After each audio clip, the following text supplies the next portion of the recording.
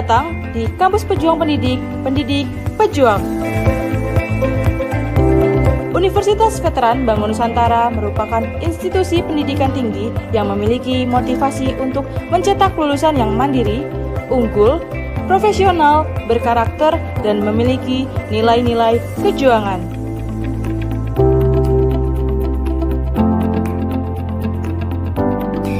Saya Rektor Universitas Veteran Bank Nusantara, Profesor Dr. Farida Nugrahani Magister Humaniora.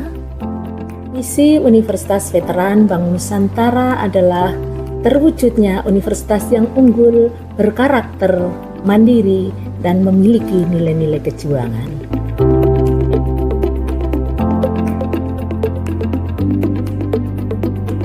Univet bisa, Univet jaya, Univet unggul luar biasa.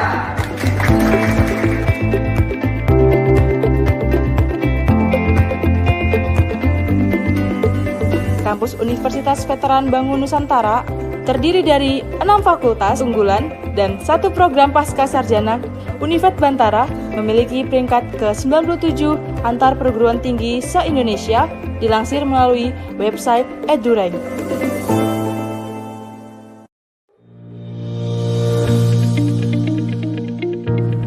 Menyelenggarakan pendidikan yang berbasis pada nilai kejuangan, Univet Bantara didukung dengan kegiatan perkuliahan yang terkelola secara profesional dan difasilitasi dengan sarana dan prasarana yang representatif guna mendukung proses pembelajaran mahasiswa.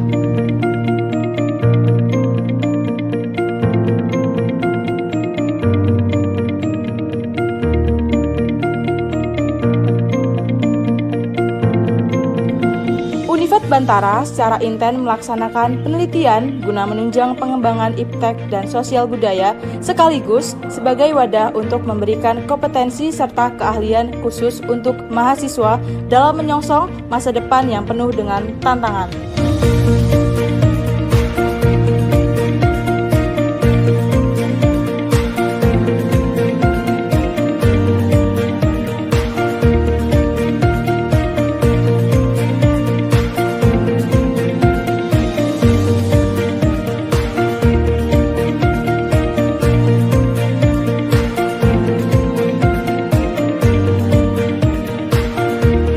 Pengabdian kepada masyarakat merupakan bagian yang secara intensif dan aktif dilaksanakan Univet Bantara dengan melibatkan dosen serta mahasiswa sebagai wadah untuk membentuk karakter serta sebagai bentuk kepedulian sosial dan menjadikan generasi Bantara.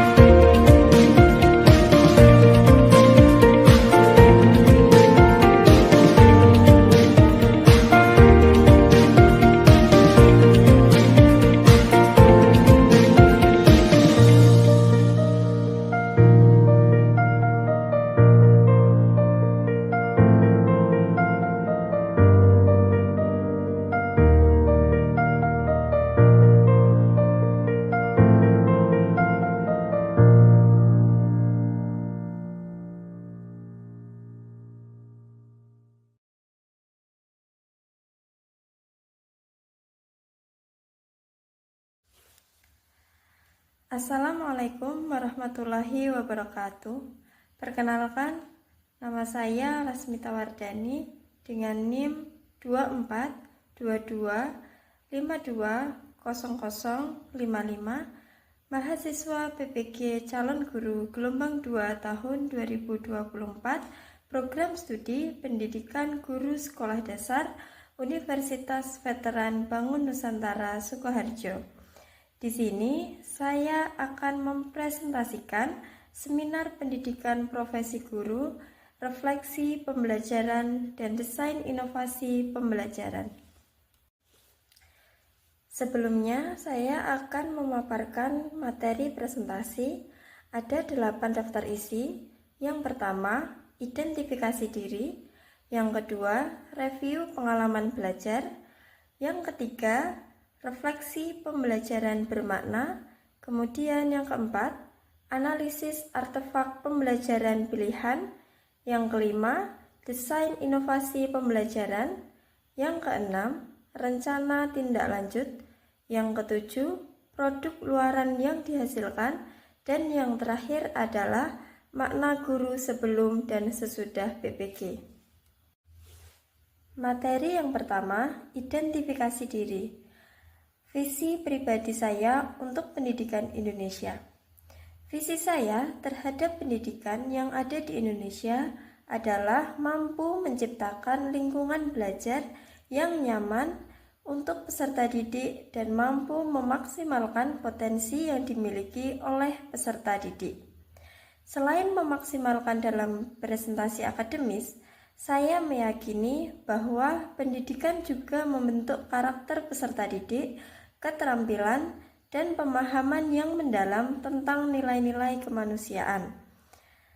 Sebagai pendidik, saya berharap dapat menghasilkan perubahan positif dalam sistem pendidikan yang ada di Indonesia, dengan fokus pada pengembangan sumber daya manusia yang berkualitas dan mampu bersaing di dunia luar. Visi pribadi sebagai calon guru.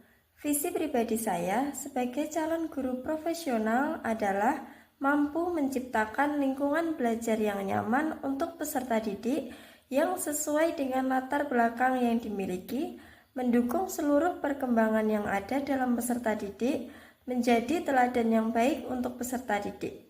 Selain itu, sebagai seorang pendidik, saya juga harus meningkatkan kualitas yang ada dalam diri saya sehingga mampu menuntun peserta didik ke tujuan akhir pendidikan. Hal yang dilakukan untuk mencapai visi. Beberapa hal yang saya lakukan untuk mencapai visi tersebut antara lain, yang pertama, melaksanakan proses pembelajaran yang berfokus pada peserta didik atau student center. Yang kedua, menerapkan teknologi dalam proses pembelajaran.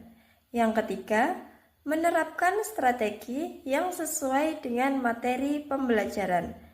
Yang keempat, membangun komunikasi yang baik dengan wali murid. Kemudian yang kelima, meningkatkan kualitas diri melalui pelatihan-pelatihan, kursus, atau penelitian. Review pengalaman belajar. Selama mengikuti PPG, saya mendapatkan pembelajaran selama 2 semester.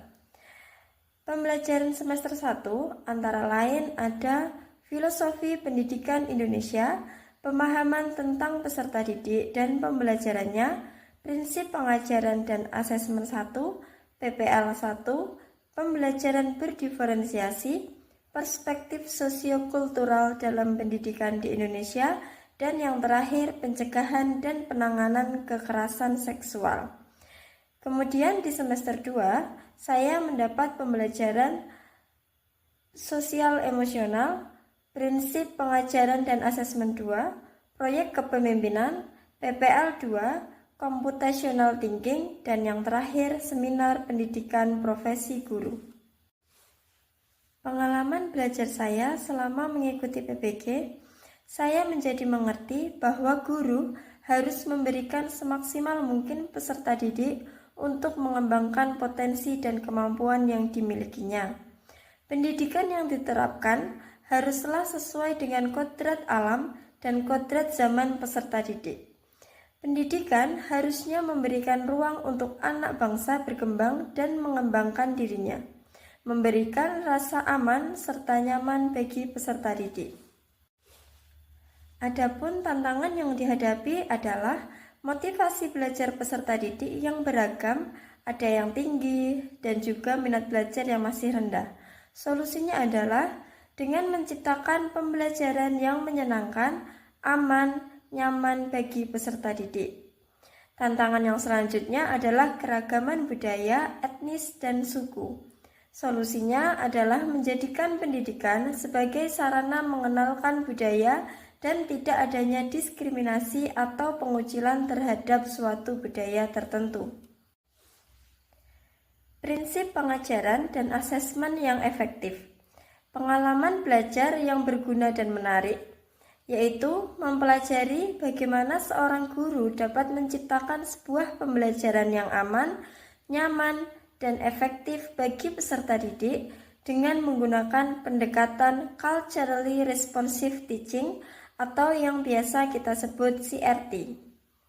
Dalam topik ini, saya memahami bagaimana menciptakan pembelajaran yang aman dan nyaman bagi peserta didik, yaitu memperhatikan aspek budaya yang lekat dengan aktivitas peserta didik, dengan mempelajari berbagai keragaman yang ada di dalam kelas dan bagaimana menyikapinya, yaitu dengan pembelajaran berbasis budaya.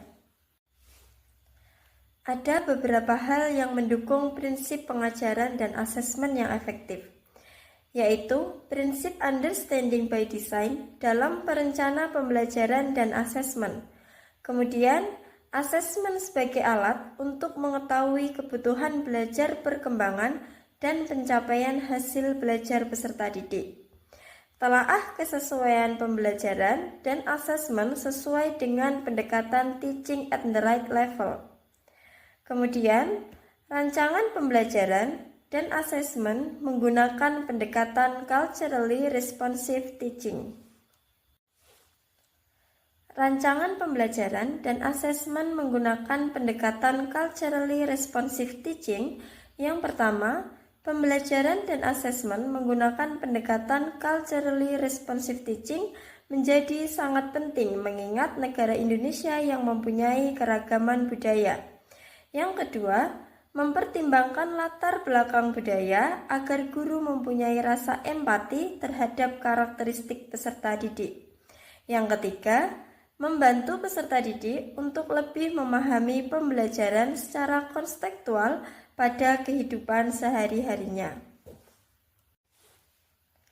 Dampak positif lainnya dalam rancangan pembelajaran dan asesmen menggunakan pendekatan culturally responsive teaching adalah peserta didik mampu turut serta dalam upaya melestarikan kekayaan budaya di Indonesia.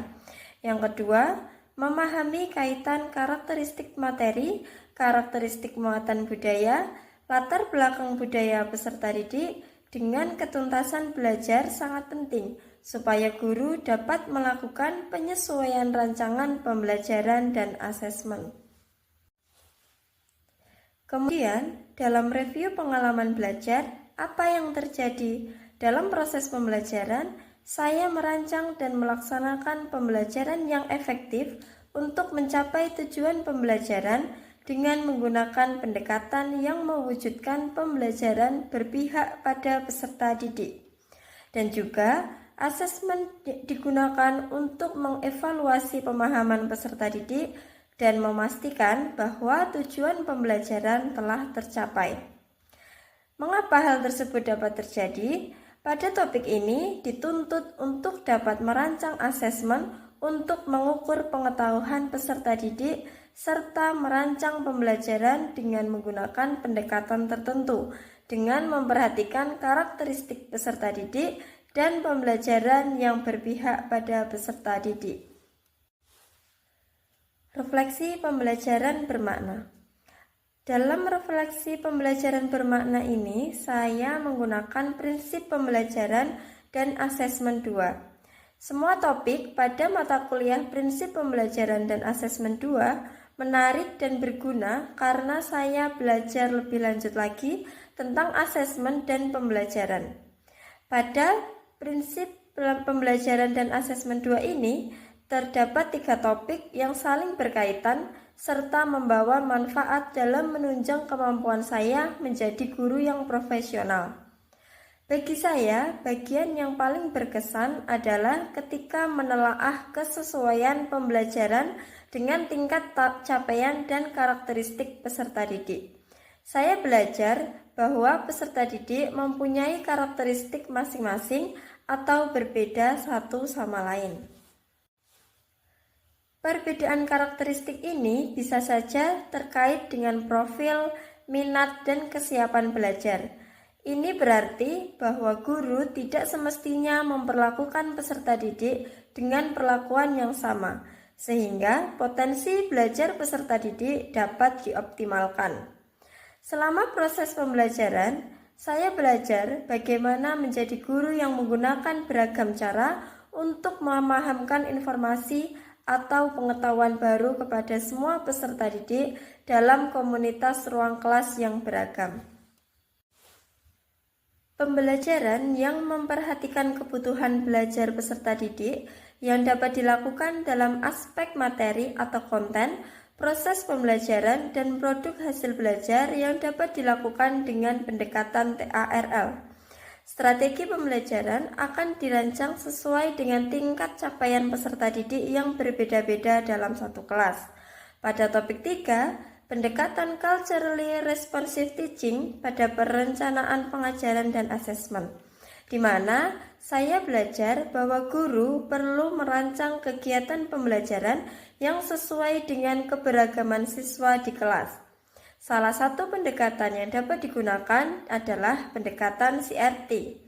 Pendekatan CRT ini menjadi suatu cara untuk membekali guru dalam mengajar peserta didik di lingkungan yang berlatar belakang budaya yang berbeda-beda serta meningkatkan pemahaman dan keterampilan peserta didik.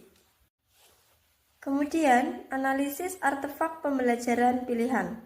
Saya memilih prinsip pengajaran dan asesmen 2.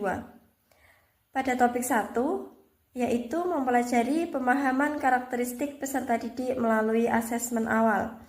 Pemahaman terhadap karakteristik peserta didik sangat penting dalam merancang pembelajaran dan asesmen karena erat kaitannya dengan penentuan kompetensi atau tujuan pembelajaran yang ingin dicapai. Pada pendidikan yang berpihak pada peserta didik, kompetensi atau tujuan pembelajaran tidak hanya untuk memenuhi tuntutan kurikulum, melainkan disesuaikan dengan tingkat capaian peserta didik.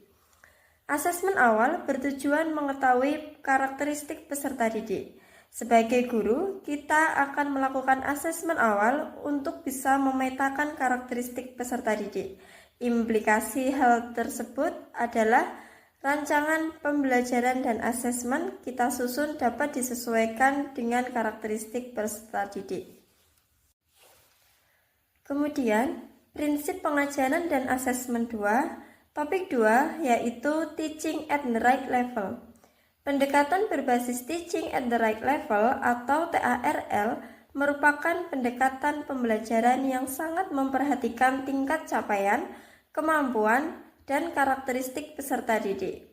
Sebelum membuat perencanaan pembelajaran, guru harus melakukan tes diagnostik untuk mengetahui hal-hal tersebut agar pembelajaran yang dilakukan sesuai dengan tingkat capaian, kemampuan, dan karakteristik peserta didik. Prinsip pengajaran dan asesmen 2 pada topik 3 adalah pendekatan culturally responsive teaching pada perencanaan pengajaran dan asesmen. Dalam proses pembelajaran, pendekatan CRT mengedepankan pentingnya mengenai latar belakang budaya peserta didik sehingga keberagaman budaya tersebut dapat menjadi media pembelajaran dalam pembelajarannya. Karena proses pembelajaran yang dijalankan mengintegrasikan unsur-unsur kebudayaan di dalamnya. Pada pendekatan CRT ini, saya mendapati bahwa pembelajaran yang didapatkan peserta didik seimbang antara muatan akademik dan muatan kearifan lokal yang diperlukan pada abad ke-21 agar nilai-nilai budaya yang ada di Indonesia tidak hilang dari kehidupan peserta didik yang merupakan penerus bangsa.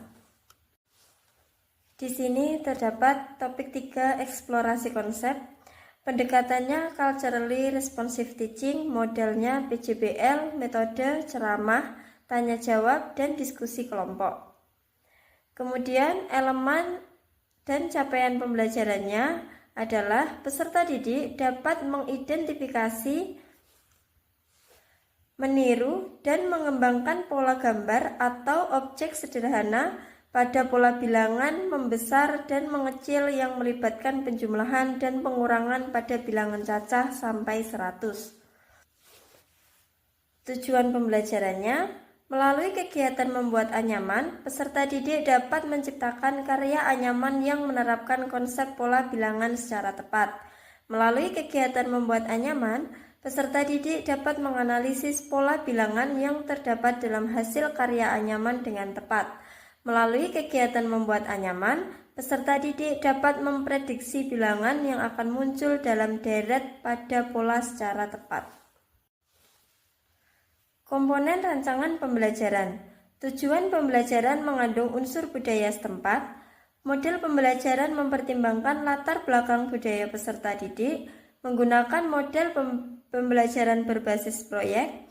Unsur budaya setempat dibahas sebagian sebagai materi pada skenario pembelajaran. Kegiatan pembelajaran memberikan kesempatan peserta didik untuk bertanya, berpikir kritis atau diskusi. Terdapat kolaborasi antara guru dan peserta didik. Semuanya sudah sesuai. Kemudian, pada topik 3, ruang kolaborasi, terdapat contoh video CRT yang linknya bisa di-scan di barcode berikut. Desain inovasi pembelajaran. Dalam desain inovasi pembelajaran yang saya ambil, terdapat 4 urutan sebagai berikut. Yang pertama, menentukan topik desain pembelajaran dengan pendekatan CRT berbasis PBL dalam pembelajaran matematika, yaitu mengambil topik bangun datar pada permainan layang-layang tradisional. Kemudian, menyusun desain pembelajaran meliputi penyusunan modul ajar, bahan ajar, LKPD, dan perangkat asesmen. Kemudian, mengimplementasikan modul pembelajaran tersebut pada pembelajaran di kelas. Dan yang terakhir, berkolaborasi dengan rekan sekelompok untuk menyusun buku terkait penerapan CRT dalam pembelajaran sebagai produk luaran. Yang pertama, menentukan topik desain pembelajaran dengan pendekatan CRT berbasis PBL dalam pembelajaran matematika, yaitu mengambil topik bangun datar pada permainan layang-layang tradisional, yaitu menentukan topik desain pembelajaran, mengacu pada proses merancang atau menyusun suatu kegiatan pembelajaran yang terstruktur dengan memperhatikan tujuan pembelajaran, materi, metode, dan pendekatan yang sesuai dengan kebutuhan peserta didik. Kemudian, dengan pendekatan CRT, pendekatan pengajaran yang menghargai dan mengintegrasikan latar belakang budaya siswa ke dalam proses belajar. Dalam konteks ini, guru berusaha membuat pembelajaran lebih bermakna dengan mengkaitkannya pada budaya lokal siswa. Pendekatan ini dikombinasikan dengan PBL, yakni model pembelajaran berbasis proyek yang berfokus pada keterlibatan aktif siswa dalam menyelesaikan proyek nyata secara kolaboratif, kreatif, dan kritis. Dalam konteks ini, materi yang diangkat adalah bangun datar, salah satu topik penting dalam pembelajaran matematika, untuk menjadikan pembelajaran lebih konstekstual. Topik bangun datar dikaitkan dengan permainan layang-layang tradisional yang merupakan bagian dari warisan budaya Indonesia. Layang-layang memiliki bentuk-bentuk geometris seperti segitiga dan layang-layang, sehingga dapat menjadi media konkret untuk memahami konsep bangun datar. Yang kedua, menyusun desain pembelajaran meliputi penyusunan modul ajar, bahan ajar, LKPD, dan perangkat asesmen. Merujuk pada proses perencanaan pembelajaran yang mencakup penyusunan komponen utama untuk mendukung kegiatan belajar mengajar. Modul ajar berisi panduan lengkap bagi guru dalam melaksanakan pembelajaran. Bahan ajar digunakan sebagai sumber belajar siswa untuk memahami materi. LKPD atau lembar kerja peserta didik membantu siswa dalam berlatih dan menerapkan konsep melalui aktivitas. Sementara itu, perangkat asesmen digunakan untuk menilai pencapaian kompetensi siswa. Keempat komponen ini disusun secara terintegrasi agar proses pembelajaran berjalan efektif dan sesuai dengan tujuan yang diharapkan. Adapun tujuan pembelajarannya sebagai berikut. Peserta didik dapat menganalisis ciri-ciri segi empat atau layang-layang dengan tepat. Peserta didik dapat menyusun beberapa bangun datar dengan berbagai cara dengan tepat. Kemudian terdapat instrumen penilaian kognitif yang merupakan LKPD yang dikerjakan selama proses pembelajaran dan soal evaluasi sebanyak 5 butir soal uraian yang dikerjakan di akhir proses pembelajaran. LKPD disusun menjadi 3 jenis, yaitu LKPD tingkat dasar, LKPD tingkat menengah, dan LKPD tingkat lanjut. Kemudian ada instrumen penilaian afektif, yaitu terdapat aspek bekerja sama, aspek kreativitas, serta aspek bernalar kritis. Kemudian terdapat instrumen penilaian psikomotorik, yaitu keterampilan menampilkan diri di depan kelas, ketepatan menjabarkan hasil diskusi kelompok, serta ketetapan bersikap dan berperilaku. Yang ketiga yaitu mengimplementasikan modul pembelajaran tersebut pada pembelajaran di kelas. Berikut adalah foto-foto saya ketika mengimplementasikan modul tersebut ke dalam pembelajaran di dalam kelas. Ada foto ketika menjelaskan layang-layang serta bangun datar yang dikaitkan dengan bangun datar, kemudian mendampingi peserta didik dalam mengerjakan LKPD, kemudian mendampingi peserta didik presentasi menampilkan diri ke depan kelas. Yang keempat, berkolaborasi dengan rekan sekelompok untuk menyusun buku terkait penerapan CRT dalam pembelajaran sebagai produk luaran.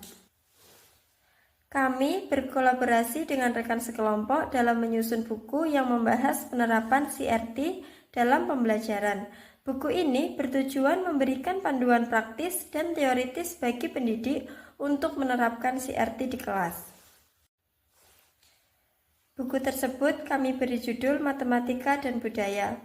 Berikut adalah barcode link bukunya. Rencana tindak lanjut. Yang pertama, menyusun perangkat pembelajaran menyesuaikan kondisi peserta didik di kelas. Kedua, menampilkan media pembelajaran agar dapat mewakili materi pembelajaran dengan video. Yang ketiga, melakukan observasi terhadap karakteristik peserta didik dari segi profil pelajar peserta didik. Yang keempat, menganalisis karakteristik peserta materi dan muatan budaya atau kearifan lokal yang dapat diintegrasikan pada semua mata pelajaran. Kemudian makna guru sebelum PPG.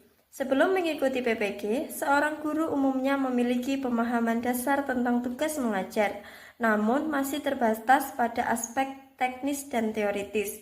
Guru lebih fokus pada penyampaian materi, belum sepenuhnya memahami filosofi pendidikan, strategi pembelajaran yang bervariasi, dan pentingnya pendekatan yang sesuai dengan karakteristik peserta didik.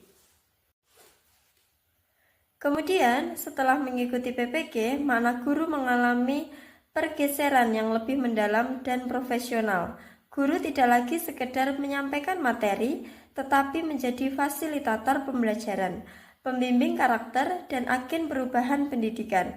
Guru memahami prinsip-prinsip pedagogik, mampu merancang pembelajaran yang berpusat pada siswa, menerapkan asesmen berkelanjutan, serta mengelola kelas secara reflektif dan responsif, terhadap kebutuhan peserta didik. Guru juga lebih sadar akan kode etik profesi, tanggung jawab, moral, dan peran strategis dalam menciptakan pendidikan yang berkualitas dan inklusif. Berikut penyampaian materi seminar pendidikan profesi guru yang dapat saya sampaikan. Wassalamualaikum warahmatullahi wabarakatuh. Terima kasih.